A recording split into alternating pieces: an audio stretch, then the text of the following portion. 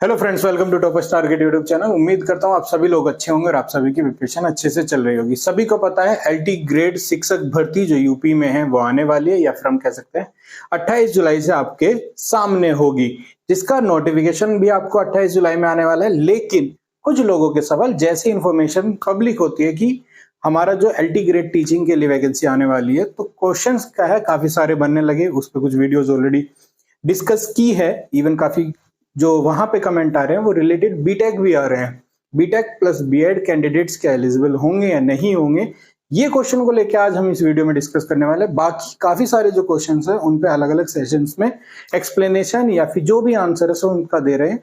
साथ ही साथ कमेंट में भी हम कोशिश कर रहे हैं कि जितना हो सके हम आप लोगों को सपोर्ट कर सके। फिर भी अगर आप लोगों को कोई क्वेश्चन क्वेरी है या छूट जाता है तो आप लोग हमसे रीच आउट कर सकते हैं कमेंट बॉक्स में, और साथ ही साथ हमारी एप्लीकेशन पे जो भी हम इंफॉर्मेशन दे रहे हैं वो जो भी हमारे पास नोटिफिकेशन है पुराने उसके रेफरेंस लेते हुए, और इवन हम सभी को ये सजेस्ट करेंगे कि अब अपकमिंग जो आने वाला नोटिफिकेशन है जिसमें डिटेल्ड डिस्कशन मतलब डिटेल इंफॉर्मेशन आपको प्रोवाइड होगी, तो उसको भी जरूर आप फॉलो करें या फिर चेक करें, क्योंकि 2018 के अकॉर्डिंग हम कोशिश कर रहे हैं सभी को जवाब दे पाए ताकि वो एटलीस्ट प्लानिंग कर सके आने वाले टाइम के अकॉर्डिंग।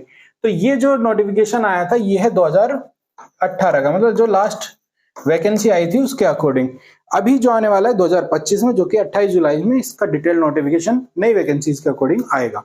तो मैं इसका जो जवाब दे रहा हूँ बीटेक प्लस बीएड, जो क्वेश्चन है कि आपका बीई या फिर बीटेक जो है प्लस बीएड जो कैंडिडेट्स हैं उनका क्या, वो साइंस में जा सकते हैं या मैथ में जा सकते हैं या क्या रहने वाला है, वो डिस्कस करेंगे इस वीडियो में। देखिए, कुछ स्टूडेंट्स ऐसे होंगे जो कहेंगे कि हमारे नॉन पर्सन या हमारे कोई रिलेटिव दोस्त पहले बीटेक या बीएड के बाद उन्होंने ट्राई किया, हुआ नहीं हुआ। ऐसे कुछ केसेस हैं, अलग अलग एग्जाम्स, चाहे यूपी हो या DSSB हो, केवीएस एनवीएस, कुछ लोगों के रेफरेंस मतलब हमें कमेंट पहले भी आए कि उन लोगों के नॉन पर्सन में सिलेक्शन हुए हैं। हो सकता है बिकॉज ऑफ कई बार क्या होता है कि आपके जो डॉक्यूमेंट्स वैलिडेट करने वाले होते हैं उनको जब आप डॉक्यूमेंट वैलिडेट कराने के लिए जाते हैं, आपके डिग्री या यूनिवर्सिटीज के अकॉर्डिंग क्या होता है, कई बार कुछ ऐसे वर्डिंग्स के में लिखा चीजें होती है डिग्री में या कुछ इस तरह से आप मान के चलिए डॉक्यूमेंट्स में, कि वो आपको पास कर सकते हैं। लेकिन अगर आप मैक्सिमम डिग्री जो स्टेट यूनिवर्सिटीज प्रोवाइड करती हैं या बड़ी डिग्रीज प्रोवाइड करते हैं, यूनिवर्सिटीज प्रोवाइड करती हैं, उसमें क्या होता है डिग्रीज में ही क्लियर मेंशन होता है कि आपकी डिग्री किस स्ट्रीम में है, कैसे है, और उनके अकॉर्डिंग रिजेक्शन या एक्सेप्टेंस होने की चांसेस बढ़ जाती है। ठीक है, तो अगर आपके किसी नोन या किसी शख्स का हुआ है तो आप हमें कमेंट में रीच आउट जरूर करिएगा, ताकि उस तरह से भी हम इंफॉर्मेशन ऐड कर सके, अपडेट कर सके। लेकिन जो यूपी है, देखिए अब हम बात करते हैं आपका जो नोटिफिकेशन आया था और उसमें जो आपको डिटेल मिली थी, आपके पास साइंस है, मैथ है और आपका कंप्यूटर साइंस है। 3 केसेस बनते हैं, तीनों केस में डिस्कस करूंगा। तो सबसे पहले देखिए, इसी को हमने बड़ा करके भी यहां दिखाया है। उससे आगे अगर हम बात करें तो एक तो बनता है अगर आपका बीटेक है, ठीक है, मेनली बीटेक प्लस बीएड, ये आपका केस बनता है। यहां से कुछ लोगों का कहना है कि अगर हम कोई भी ब्रांच है, कोई भी ब्रांच है, सीएस की मैं बात नहीं कर रहा, सीएस के अलावा कोई भी ब्रांच है, तो हम मैथ्स पढ़ते हैं।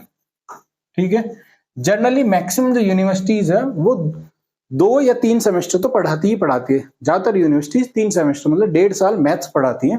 कुछ यूनिवर्सिटीज में ऐसा भी देखा गया है कि वो 4 सेमेस्टर मतलब 2 साल मैथ पढ़ाते हैं। तो ज्यादातर आपको देखने को मिलता है कि जब भी एक्सप्लेनेशन मिलेगा, अभी मैं उसका भी रेफरेंस लूंगा जो नोटिफिकेशन में, तो उनका कहना होता है कि मिनिमम 2 साल मैथ्स की degree, math subject as a subject आपने पढ़ा होना चाहिए, एज अ सब्जेक्ट पढ़ा होना चाहिए। तो जो ऐसे कैंडिडेट है जो बीटेक के कहते हैं कि मैं मैथ ऑलरेडी 2 साल या फिर 3 सेमेस्टर पढ़ा हूं, तो क्या मैथ टीजीटी, बात चल रही है यहाँ पे साथ में टीजीटी के लिए, ठीक है, वैसे भी बीएड का जो कैंडिडेट है वो टीजीटी के लिए अप्लाई करेगा। ठीक है, तो क्या मैं टीजीटी मैथ्स के लिए जा सकता हूं? पहला क्वेश्चन, चाहे मैं 1.5 साल पढ़ा हूं, 2 साल पढ़ा हूं, 4 साल पढ़ा हूं, मैथ्स अगर मैंने पढ़ा है तो क्या मैं जा सकता हूं? इसी का मैंने पहले आपको जवाब दिया। कुछ लोगों का रेफरेंसेस है कि वो गए हैं या कि उनका नोन ऐसा गया है। मेरे नोन में आज तक मुझे कोई ऐसी इंफॉर्मेशन नहीं है कि किसी का बीएड बीटेक के बाद उसका सिलेक्शन हुआ हो। तो देखिए यहां पे ना एक पॉइंट आता है, एक वर्ड हमेशा यूज होता है डिग्री। ठीक है, ये भी ग्रेजुएशन है, एक ग्रेजुएशन की डिग्री है आपकी बीटेक या फिर बीई, ठीक है, दोनों की बात चल रही है एक साथ। दोनों के केस में ये जो डिग्री है ना, जब आप बीटेक की सपोज मैकेनिकल है, इलेक्ट्रिकल है, आप लिख के जाएंगे तो उसकी डिग्री आपको लिख के आएगा degree in mechanical engineering, CSE, या इस तरह से आपकी डिग्री के अकॉर्डिंग एक वर्ड मेंशन होगा कि आपने किस स्ट्रीम में डिग्री ली है। लेकिन जो भी हमारा टीजीटी के लिए सब्जेक्ट कॉम्बिनेशन की बात होती है वो कहता है मैथ के केस में हो या साइंस के केस में, उसमें भी क्या लिखा आता है कि आपकी डिग्री किस में है, डिग्री इन मैथ्स है या नहीं है, डिग्री इन साइंस है कि नहीं है। हमारे केस में बीटेक के केस में क्या आता है कि degree in mechanical engineering, degree in computer science, एक स्ट्रीम है वो पूरी की पूरी जिसमें हमारी डिग्री को क्लियरली मेंशन किया जाता है। लेकिन यहां पे चाहिए इनको डिग्री इन मैथ, ठीक है, degree in math, math already इधर लिखा ही है।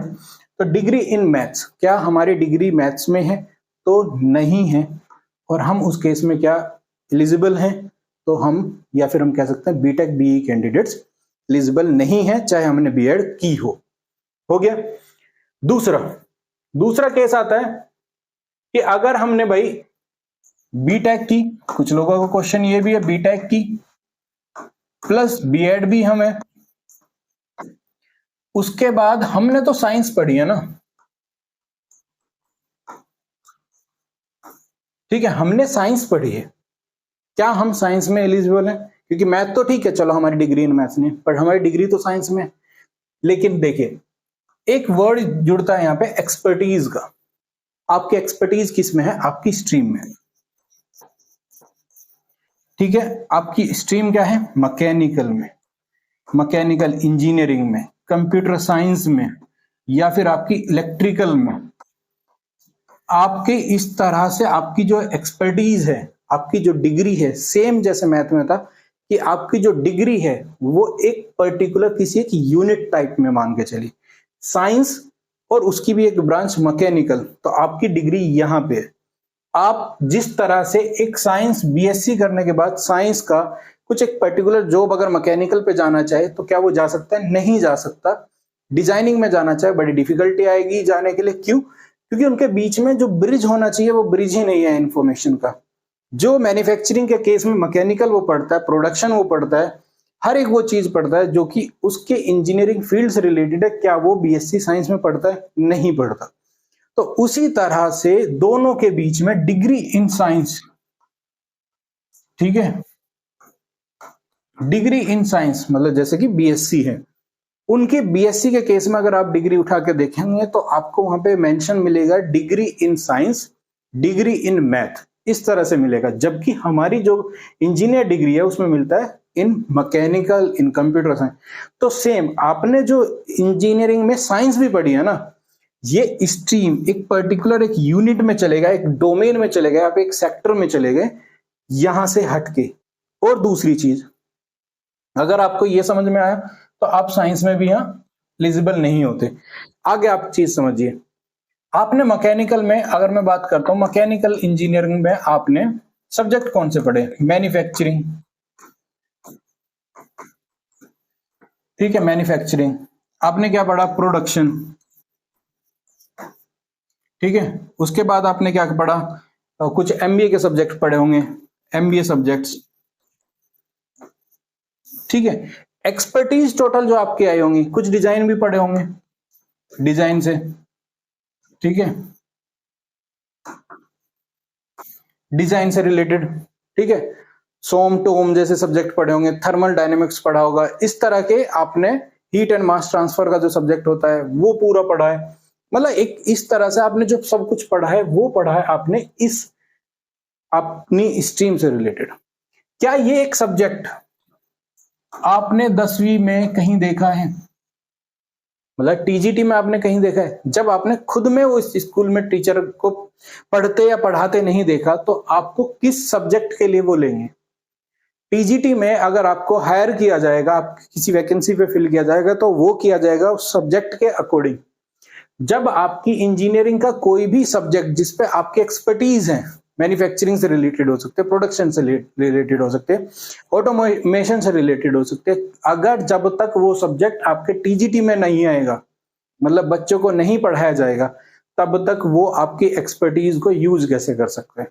और यही दोनों बीएससी और बीटेक में डिफरेंस आता है। और इसी तरह से जब आप इंडस्ट्रीज में जाते हैं तो आपका प्रेफरेंस मैकेनिकल या आपकी इंजीनियरिंग के अकॉर्डिंग होता है, ना कि आपके बीएससी को भी वहां काउंट किया जाता है। ये सेम डिफरेंस आता है। इसी वजह से आपको जब टीजीटी में लिया जाता है तो टीजीटी में नहीं लिया जाता, मतलब उसका रीजन यही है कि आपका कोई सब्जेक्ट ही नहीं है जिसकी आपकी एक्सपर्टीज है। आपकी एक्सपर्टीज है लेकिन वो टीजीटी लेवल पे नहीं पढ़ाई जाती। ठीक है, अब तीसरा आता है साइंस, सॉरी बीटेक, ठीक है, प्लस बीएड। इसके केस में आता है आपका सीएससी के, कंप्यूटर साइंस इंजीनियरिंग, या फिर सीएस मतलब कंप्यूटर साइंस। इसके केस में क्या होता है, आपने बीटेक में, बीटेक या फिर बीई में, या फिर बीएससी कंप्यूटर साइंस में, या बीए भी लिख देता हूं, तीनों केस, या फिर आपने ए लेवल कोर्स किया हो, ठीक है, ए लेवल किया हो। ये सब क्या है, आपका बीटेक हो, बीई हो, बीएससी कंप्यूटर साइंस हो, या ए लेवल टाइप के कोर्स, बड़े कोर्सेज जो है वो आपने किया हो, तो आपने क्या किया, वो एक्सपर्टीज ली किसमें, कंप्यूटर साइंस में, मतलब आपने सीएस में एक्सपर्टीज ली है। बीटेक में भी आपने एक्सपर्टीज सीएस में ली, बीई में भी आपने एक्सपर्टीज सीएस में ली। तो अगर टीजीटी में कहीं भी टीजीटी में अगर कंप्यूटर साइंस की वैकेंसी होती है, मतलब कंप्यूटर एज अ सब्जेक्ट की वैकेंसी होती है, तो बीटेक हमेशा वहां पे एग्जाम दे सकता है, फॉर्म भर सकता है, जॉब ले सकता है, और उस पर किसी का भी कोई ऑब्जेक्शन नहीं होगा। कुछ केसेस में ऐसा हो सकता है कि बीएड मांगी जाए, कुछ केसेस में हो सकता है यूनिवर्सिटी मतलब स्टेट टू स्टेट ये वेरी हो सकता है कि वो बीएड मांगी जाए या नहीं मांगी जाए। आने वाले समय में बीएड की चांसेस बढ़ेगी, हर जगह बीएड चाहिएगी, ये आप याद रखिएगा। तो अगर आपके पास चांस है बीएड करने की तो आप सीएससी वाले जरूर करें। अगर कुछ स्टेट ऐसे हैं, जैसे कि मैंने देखा बिहार एक ऐसे स्टेट निकल के आया, काफी कमेंट वहां से है, तो वहां पे इंजीनियरिंग स्टूडेंट्स को साइंस के इक्विवेलेंट मान लिया जाता है और उनको वहां पे मतलब एलिजिबल भी माना जाता है। तो इस तरह का जो स्टेट है, वो कुछ पर्टिकुलर जो स्टेट्स हैं उन वैकेंसीज पे वहां पे वो अप्लाई कर सकते हैं, जॉब ले सकते हैं।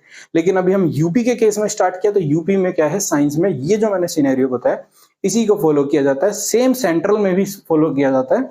इसीलिए मैंने क्या कहा कि अगर आपका कोई भी स्टेट है, डिफरेंट स्टेट वाले अगर देख रहे हैं ये वीडियो, तो अपने स्टेट का जो नोटिफिकेशन है उस एग्जाम का नोटिफिकेशन जरूर देख ले, या फिर सेंट्रल को अगर आप फॉलो करने वाले तो यही रहने वाला है। अब आते हैं हम अपने वापस यहां पे, ठीक है।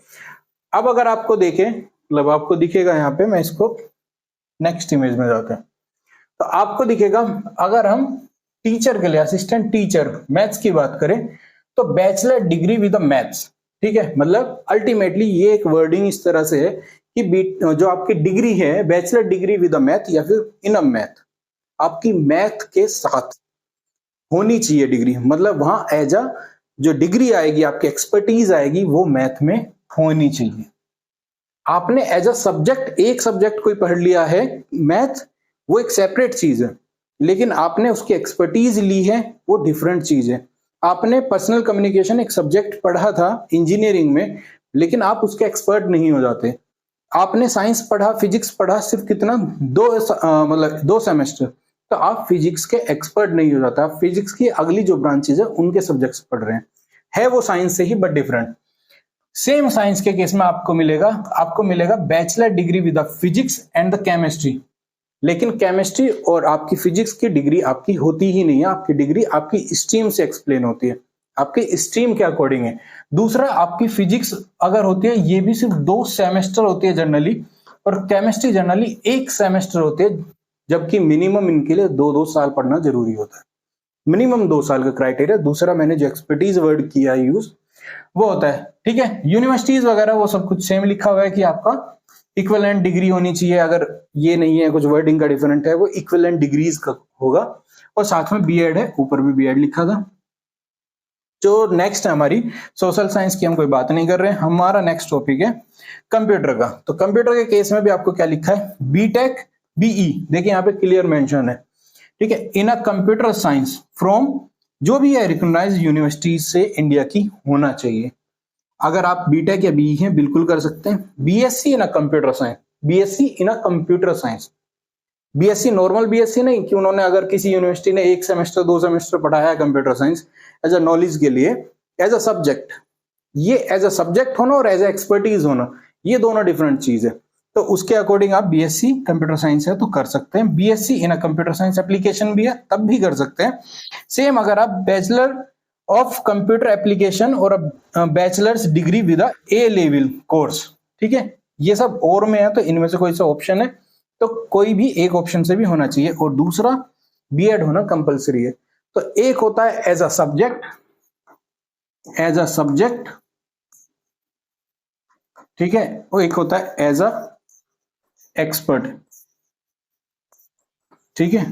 तो इन दोनों का ही मेन डिफरेंस आता है कि आपको एज अ सब्जेक्ट सिर्फ बेसिक रूप से आपको उस सब्जेक्ट की नॉलेज दी गई है और एक उसमें आप एक्सपर्ट बनाए गए। ऊपर देख के आपको दिखेगा कि मैथ एज अ सब्जेक्ट है, लेकिन वो उसका क्लियर मीनिंग वहां पे जाता है with the math degree as a subject, ठीक है। तो वो आपको क्लियर कंफर्म करता है कि आपकी डिग्री मैथ के साथ जानी चाहिए। तो ऐसे केस में आपको क्लियरली ये पता होना चाहिए कि आप एलिजिबल नहीं है। और अगर आपने इवन काफी लोगों का क्वेश्चन होता है कि अगर बीएड कर लिए तो अब क्या ऑप्शन है, तो बेटर है कि बीएड के साथ तो आप इस तरह से नहीं जा सकते। हाँ, अगर आप बीटीसी होते हैं तो बीटीसी के केस में आप प्राइमरी लेवल पे कर सकते हैं, क्योंकि वहां पे सब्जेक्ट कॉम्बिनेशन का कुछ मतलब इशू नहीं होता या फिर रिक्वायरमेंट ही नहीं होती। तो उम्मीद करता हूँ, हो सकता है कुछ लोगों का ये मतलब वीडियो अच्छी नहीं रही होगी क्योंकि उन्होंने एफर्ट दिया है, सब चीजें की हैं, लेकिन कहीं ना कहीं जो सच्चाई है वो यही है कि कहीं ना कहीं यूनिवर्सिटीज ने कॉम्बिनेशन ऑफ सब्जेक्ट्स ऐसे बनाए हैं कि काफी लोग एलिजिबल नहीं होते, जबकि गवर्नमेंट अप्रूव्ड यूनिवर्सिटीज हैं तब भी गवर्नमेंट की जब वैकेंसीज आती है उनके कॉम्बिनेशंस नहीं बनते सब्जेक्ट के। कहीं ना कहीं जो साइंस में एक एक्सपर्टीज लेवल लेके जाता है या फिर अपनी कैपेबिलिटीज को बढ़ा लेता है तब भी वो साइंस में नहीं जा सकता। फिजिक्स की आगे की स्ट्रीम्स पढ़ने के बाद भी वो फिजिक्स में नहीं जा सकता है। एजुकेशन इतनी इम्प्रूव होने के बाद भी, ऑटोमेशन या ऑटोमोबाइल जैसे सब्जेक्ट आने के बाद भी मतलब इंट्रोड्यूस होने चाहिए, वो नहीं होते। और कहीं ना कहीं बाकी इंफॉर्मेशन या बाकी सब्जेक्ट ऐसे हैं जो कि जरूरी है नॉलेज के साथ साथ हमारे दैनिक व्यवहार में भी, लेकिन हमारे पास ऑप्शन होते हुए भी वो ऐड नहीं है। तो शायद इसीलिए इसी का खामियाजा है कि इंजीनियरिंग के जो सब्जेक्ट्स है वो टीजीटी लेवल तक भी कहीं मैच नहीं होते और साइंस में हम लोग एलिजिबल नहीं होते। तो इन अ फ्यूचर होप ये चीजें इंप्लीमेंट हो, कुछ अच्छे सब्जेक्ट्स जो कि इंजीनियरिंग से है वो टीजीटी लेवल में आए, ताकि एक्सपर्टीज, हमारे हैंड्स ऑन प्रैक्टिसेस, हमारी स्किल्स बढ़ाई जाए, इंप्रूव की जाए कि हम वर्ल्ड लेवल पे मैन्युफैक्चरिंग हो, प्रोडक्शन हो या फिर बाकी रोबोटिक्स जैसे भी एक एरियाज हैं उस तरह की चीजों में भी हम बड़े स्किल अचीव कर सके। तो इसी उम्मीद के साथ इस वीडियो को समाप्त करता हूँ। मिलते हैं नेक्स्ट वीडियो में नेक्स्ट टॉपिक के साथ। जय हिंद, जय भारत।